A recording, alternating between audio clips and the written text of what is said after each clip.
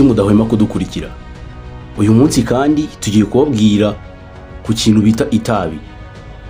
Mu minsi yashize twababwiye bimwe mu bintu bishobora kugira umubiri akamaro n'ibishobora kubuza ubuhemo cyangwa se ubuhumekero. Gusa ariko uyu munsi tuje kubabwira ku itabi. Itabi ni iki? Itabi ni igihingwa cya tropicale gikoreshwa mu gukora ibinyabutabire birimo nikotine. Ikaba ari ikiyobyabwenge gishobora guteza ingaruka mbi ku buzima. Itabi rikorwa mu buryo butandukanye, ariko akenshi rikoreshwa mu gukora amasegereti ndetse n'ibindi. Nikotine ituma umuntu ashaka gukomeza kunywa itabi, ariko hari ingaruka nyinshi bigira ku buzima, harimo kwangirika ibihaha, umutima n'ibindi bice by'umubiri. Bahaye ikaze muri iki kiganiro.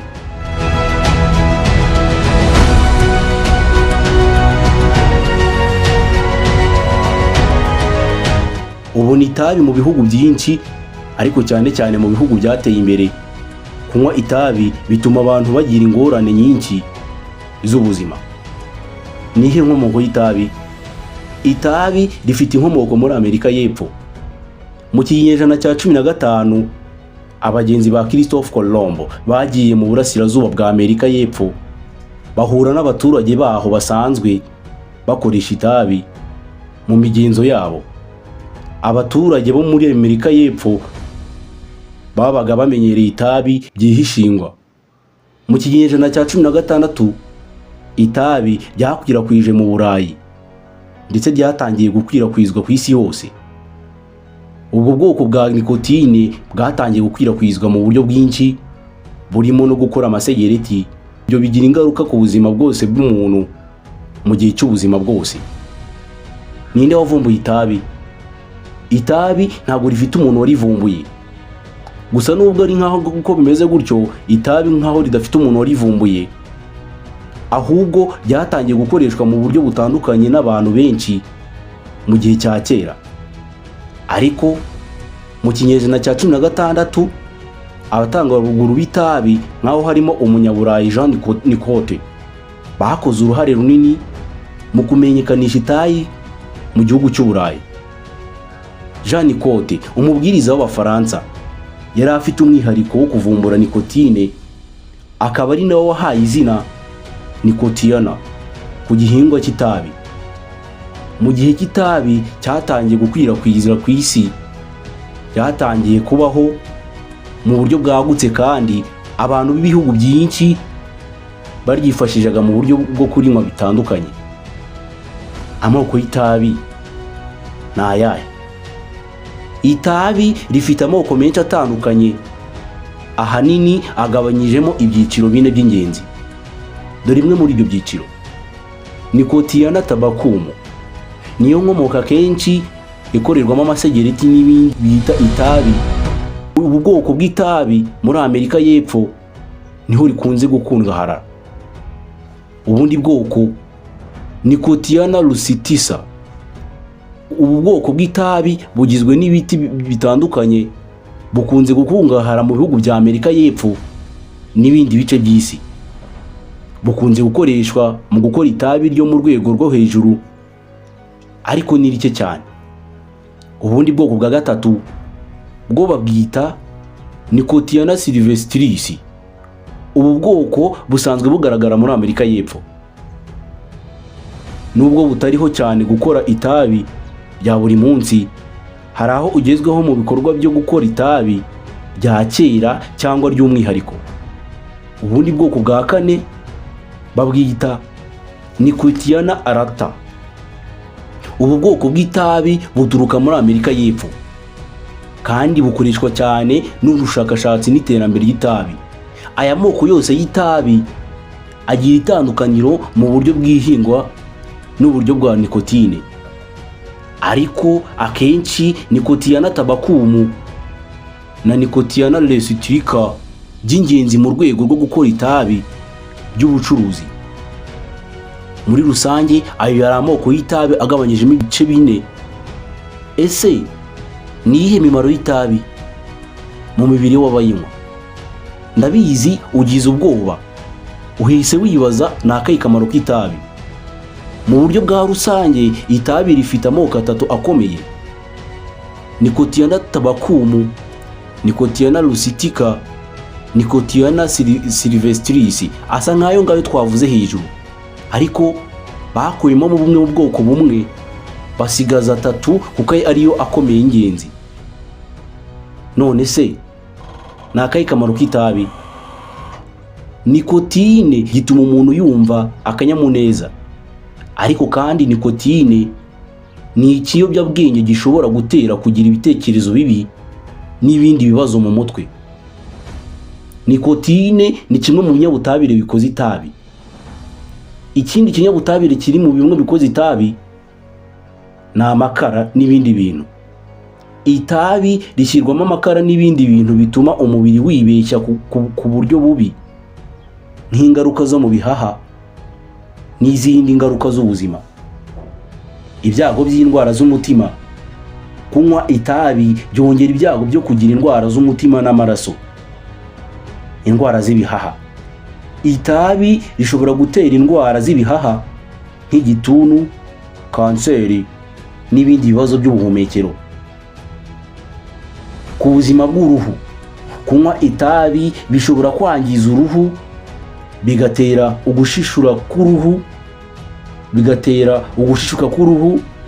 kongera ibyago byo kugira kanseri y'uruhu ndetse n'ibindi. Itabi kandi rifite ingaruka mu buzima bwo mu mutwe. Kunywa itabi bishobora kugira ingaruka n'imyitwarire bihangayikisha. Ibi byose bikaba birebana n'ubuzima bwo mu mutwe no kwangiza ubwonko. Izi ngaruka zishobora kugaragara mu gihe kirekire cyo kunywa itabi, kandi ni nayo mpamvu ngombwa bazirikana yuko itabi rikwiye gukurwaho, byaba ngombwa rikanacibwa. Niba atari byiza se kunywa itabi, kuki rikoreshwa? Hari impamvu nyinshi zituma itabi rikoreshwa, cyane cyane nubwo rifite ingaruka mbi ku buzima. Abashakashatsi babonye yuko nikotine, kimwe mu binyabutabire bikoze itabi, iyi nikotine rikoranye n'itabi, itabi rikora mu buryo butuma umuntu yishima akanezerwa. Kwinywera itabi kubera nikotine, iki kiyobyabwenge gituma umuntu agira inyota yo gukomeza kunywa itabi. Nikotine ituma umubiri ushaka kongera kunywa itabi. Ku birebana n'imico n'umuco, mu bihugu bimwe banywa itabi nk'igikorwa cy'umuco cyangwa se umwihariko. Ku birebana n'isoko ku itabi, abacuruzi b'itabi bagira uburyo bwo gukora itabi no kugurisha ibicuruzwa by'itabi ku buryo bwagutse. Bakoresha kwamamaza itabi no kugerageza guhindura imyitwarire y'abantu. Ku birebana no kwiyegereza abantu, mu bihe bimwe banywa itabi kugira ngo bashobore kwinezeza, mu gihe umuntu wese ashaka kwishima yibwira yuko ari bw'ibibazo birakemuka, nyamara ari kwangiza bimwe mu bice by'umubiri we. Mu guhumuriza, abantu benshi bashobora kubona itabi nk'uburyo bwo kuruhuka cyangwa kwigobotora ibibazo. Nubwo bitari ibyo byonyine, ku birebana n'umugani n'imico, buri bimwe kinyejana cya 15, igihe abagenzi ba Christophe Colomb, ibi twabivuze hejuru, bagenzi ba Christophe Colomb bageze muri Amerika y'Epfo, abaturage bo muri Amerika y'Epfo bamenyekana ko itabi nkaho barikoreshaga mu migenzo yabo n'imico n'imyifatire. Ibyiciro by'ingenzi mu kumenyekanisha itabi.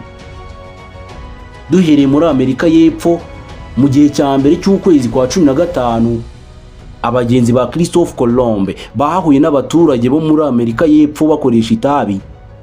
Bakoresheje ibihingwa by'itabi mu buryo bwa kera, bityo itabi riza mu maboko y'Abanyaburayi. Ni gute ryamenyekanye noneho mu Burayi? Mu kinyejana cya 16, itabi ryatangiye kumenyekana cyane cyane mu Burayi.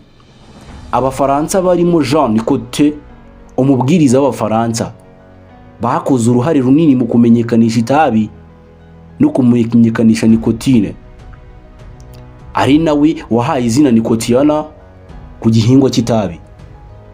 Ni gute itabi ryakwirakwiye ku isi yose? Mu kinyejana cya 17 n'ikinyejana cya 18 itabi ryatangiye gukwirakwira ku isi yose, rikoreshwa cyane mu bihugu byinshi.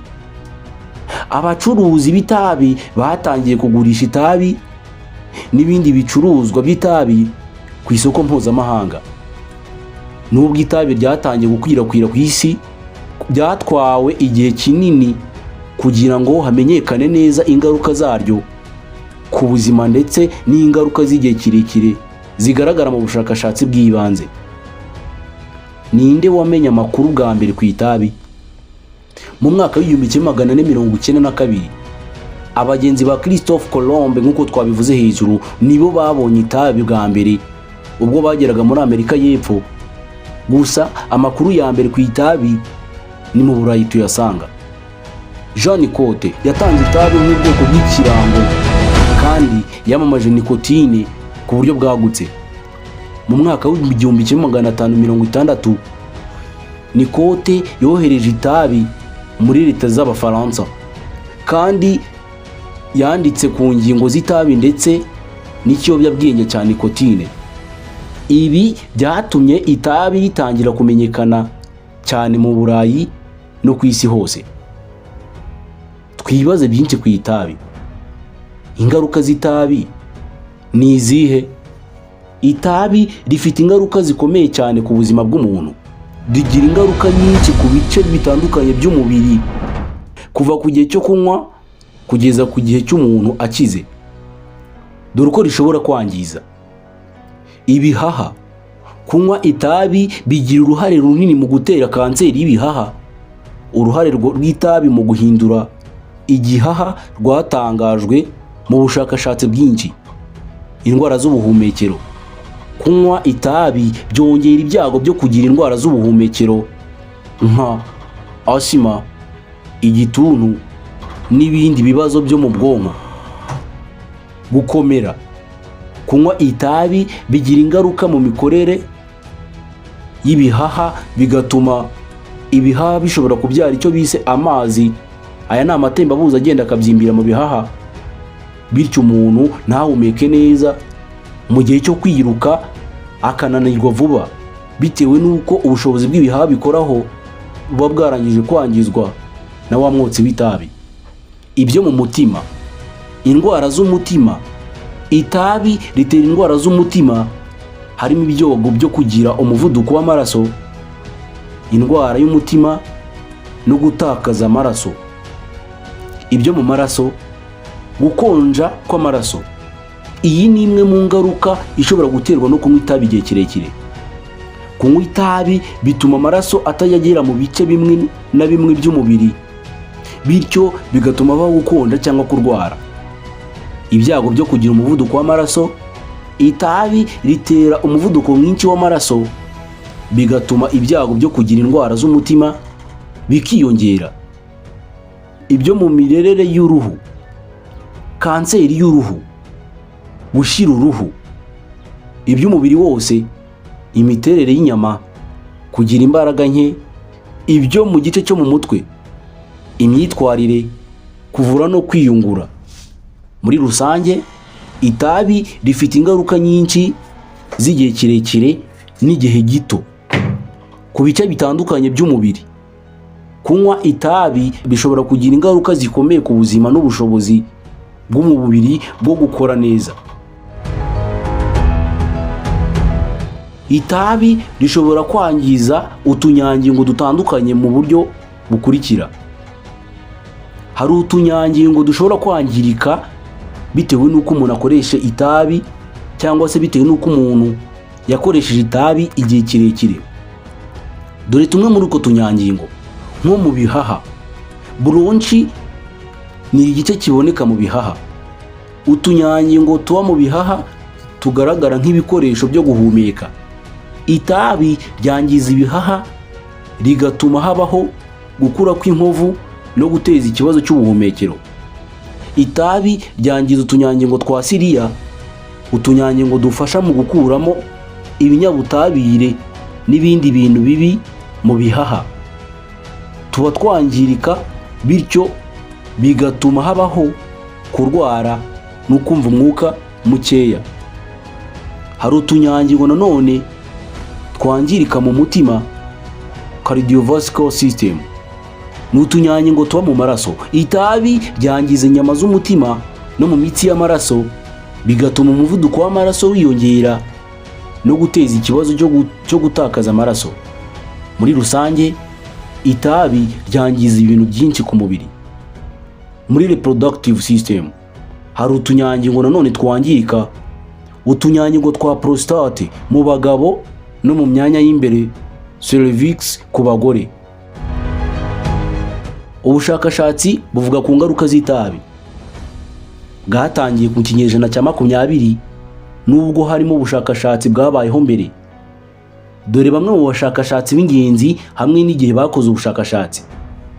Richard Doll na A. Brantford Hill mu mwaka w'1950, aba baturuka mu Bwongereza, bakoze ubushakashatsi mu mwaka w'1950. Bakoresheje ubushakashatsi bwa epidemiological, bemeje ko hari isano ikomeye hagati y'itabi n'igipimo cya kanseri y'ibihaha. Ubushakashatsi bwabo bwari igikorwa cy'ingenzi mu kwerekana ingaruka mbi z'itabi. Umushakashatsi wa kabiri bamwita George Comstock na Richard Doll, baturuka mu gihugu nabo cy'Ubwongereza, bakoze ubushakashatsi bwabo mu 1964. Bakoze iki? Bakoreye ubushakashatsi ku ngaruka z'itabi ku buzima bw'abantu, harimo ingaruka ku ndwara z'umutima, ibihaha, indwara z'igihe kirekire. Ubumenyi bw'ishyirahamwe ry'isi ryita ku buzima WHO, World Health Organization, umwaka w'1970, byari ubushakashatsi bwagutse ku rwego mpuzamahanga. WHO yatangaje raporo nyinshi zerekana neza ingaruka mbi z'itabi ku buzima, zirimo ingaruka ku bihaha, umutima n'ubuzima bwo mu mutwe.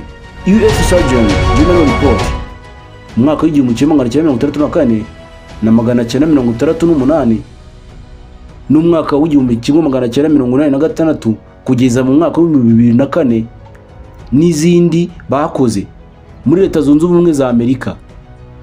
Raporo y'ingenzi zitanga ubushakashatsi mu ngaruka z'itabi ku buzima harimo kanseri, indwara z'umutima n'ingaruka ku buzima bw'umubiri rusange.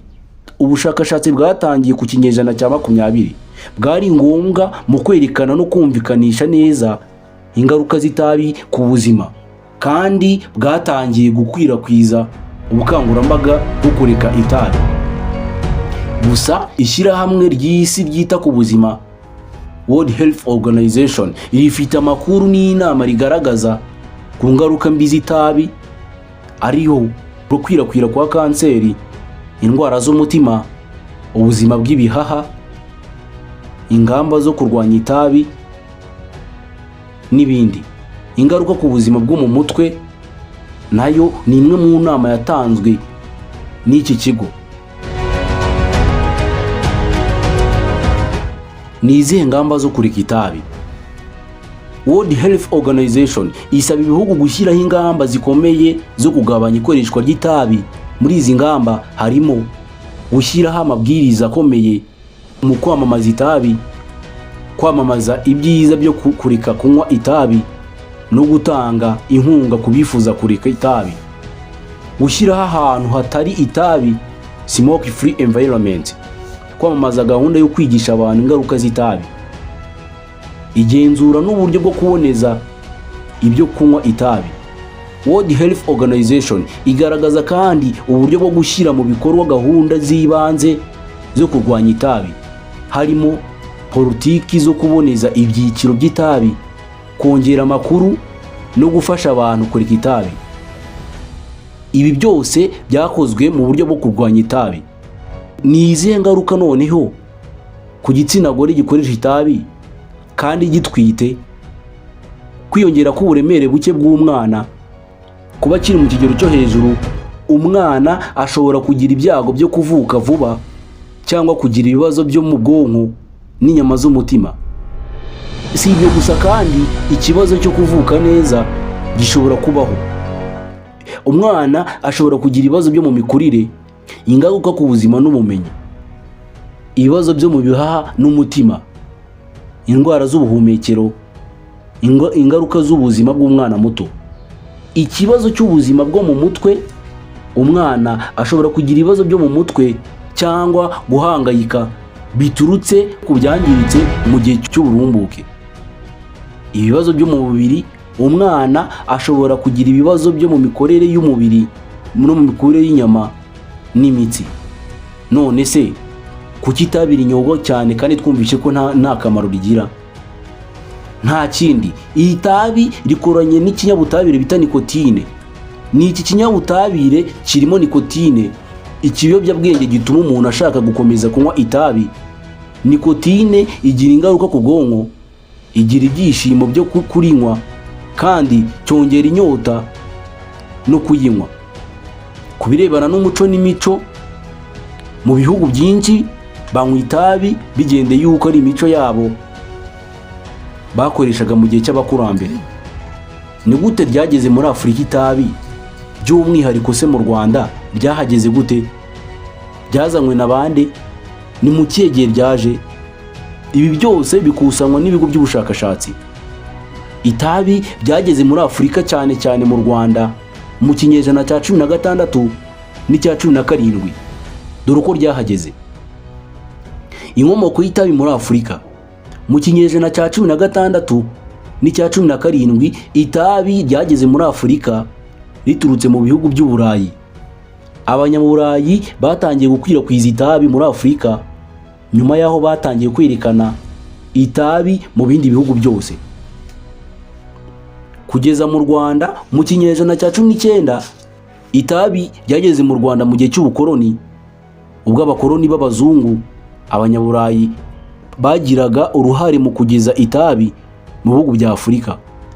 Abazungu, abakoloni b'Abafaransa, Ababiligi n'abandi b'Abanyaburayi baje mu Rwanda mu gihe cy'ubukoloni bagiye basakaza itabi, kugurisha ibicuruzwa by'itabi mu bihugu byabo. Ushobora kwibaza uti, itabi ryatangiye gukoreshwa ryari? Ese mbere ya Yesu Kristo itabi ryari ririho? Nibyo, wabyumvise neza, itabi ryari ririho mbere y'uko Yesu avuka. Itabi rifite amateka maremare cyane cyane, kandi byemejwe ko ryakoreshwaga mu bihugu bitandukanye, cyane cyane mu muryango wa Mesoamerika. Amerika y'Epfo niho itabi ryibanze cyane cyane. Abaturage bo muri Amerika y'Epfo, by'umwihariko Mexique na Peru, bari basanzwe baramenyekanye ku itabi mbere y'uko Abanyaburayi bagerayo. Barikoreshaga nk'imigenzo yabo no mu buryo bwo gushimisha ubuzima. Mu kinyejana cya 15, abagenzi ba Christophe Colomb bahageze muri Amerika y'Epfo mu mwaka w'1492, babonye itabi ryakoreshwaga n'abaturage bo muri icyo gihe. Mu Burayi itabi ryatangiye kugera mu Burayi mu kinyejana cya 16. Icyakora kugeza icyo gihe mu Burayi n'ahandi ku isi itabi byakoreshwaga gusa muri Amerika y'Epfo. Nk'uko byatangajwe mu bushakashatsi bwa vuba, dore amakuru y'ingenzi ku ikoreshwa ry'itabi ku rwego rw'isi. Ikigereranyo cy'abantu bakoresha itabi, abantu bagera kuri miliyaridi 1.3 ku isi bakoresha itabi bitewe n'ubushakashatsi bwa World Health Organization n'andi makuru avugwa. Umuvuduko w'itabi ni gute wakwirakwijwe ku isi? Mu bihugu byinshi by'Uburayi na Amerika y'Amajyaruguru, umubare w'abanywa itabi uracyari hejuru. Nubwo hari gahunda nyinshi zo kugabanya gukoresha itabi, mu bihugu by'uburengerazuba bwa Afurika n'uburasirazuba bwo hagati, ikoreshwa ry'itabi rigenda ryiyongera. Ni ibiki bikoze itabi ku buryo abantu barinywa kuri iki kigero? Nta kindi gikoze itabi usibye nikotine, amakara n'ibindi binyabutabire byinshi. Dore bimwe mu binyabutabire bikoze itabi: nikotine, tuba zishobora gutera ibibazo mu bihaha, kwangiza uruhu no gutuma uruhu rurwara kanseri. Itabi kandi rigizwe na carbon monoxide, abantu mwiga shimi murabizi. Rigizwe kandi na hydrogen cyanide. Itabi kandi rigizwe na formaldehyde na benzene. Ese kureka itabi birashoboka? Ni izihe nzira zo kureka itabi? Kwifashisha imiti. Hari imiti gufasha kureka itabi nka nicotine replacement therapies NRTS, bimwe nka gum patches cyangwa lozenges. Ibindi bintu bishobora gutuma umuntu areka itabi: kwiyandikisha muri gahunda yo gufasha kureka. Izi gahunda zifasha mu buryo bw'imitekerereze no mu buryo bw'imyifatire. Zitanga inkunga ndetse n'inyigisho. Gushaka inkunga y'ababishoboye. Kuri iyi ngingo, kwirinda ibishobora guteza ibyiyumviro byo kugaruka ku itabi. Ni ngombwa kwirinda ahantu cyangwa abantu bashobora gutera kwihererana itabi. Dore inama ku banyarwanda barinywa: menya ingaruka. Gusobanukirwa neza n'ingaruka z'itabi ku buzima ni intambwe ya mbere mu kugabanya no kureka ikoreshwa ryabyo. Shaka inkunga. Kwitabira gahunda zifasha abantu kureka itabi cyangwa kuvugana n'abajyanama b'ubuzima. Gukurikirana gahunda yo kureka itabi. Kwihangira ibishya. Shaka ibikorwa bishya byagufasha kwirinda ibyiyumviro byo gusubira ku itabi, nk'imyitozo ngororamubiri cyangwa ubushakashatsi mu bindi bikorwa. Kureka itabi ni intambwe ikomeye mu kwita ku buzima, kandi kugirana ubufasha bwiza birafasha mu kugera ku ntego yo kureka itabi burundu. Ni izihe kaminuza zavuze ku itabi, kandi se baratugira nama ki? Twabivuze hejuru. Muribuka World Health Organization iyi yavuze byinshi ku itabi, inagira inama abantu benshi mu kureka itabi. CDC, Center for Disease Control and Prevention, iyo nayo ivuga byinshi ku bikorwa byo kureka itabi. CDC ikora ubushakashatsi ku ngaruka mbi z'itabi muri Leta Zunze Ubumwe za Amerika. Ikora gahunda z'ubukangurambaga, ubuzima no kugabanya ikoreshwa ry'itabi. Mu nyandiko, CDC itanga amakuru ku ngaruka z'itabi, gahunda zo kureka n'ubushakashatsi butandukanye ku itabi. ACC ikora ubushakashatsi kuri kanseri, harimo kanseri y'ibihaha iturwa ku ikoreshwa ry'itabi. Itanga amakuru n'inkunga ku bantu bifuza kureka itabi. Inyandiko, ACS itanga raporo n'amakuru ku ngaruka z'itabi n'ingamba zo kureka itabi. NIDA, National Institute on Drug Abuse. NIDA ikora ubushakashatsi kuri nikotine n'ibindi biyobyabwenge. Ikaba igira uruhare mu kumenya ingaruka z'itabi no gufasha abantu gukuraho ikoreshwa ry'itabi. Inyandiko, NIDA itanga amakuru kuri nikotine n'ingaruka zayo mu buzima. BHF, British Heart Foundation.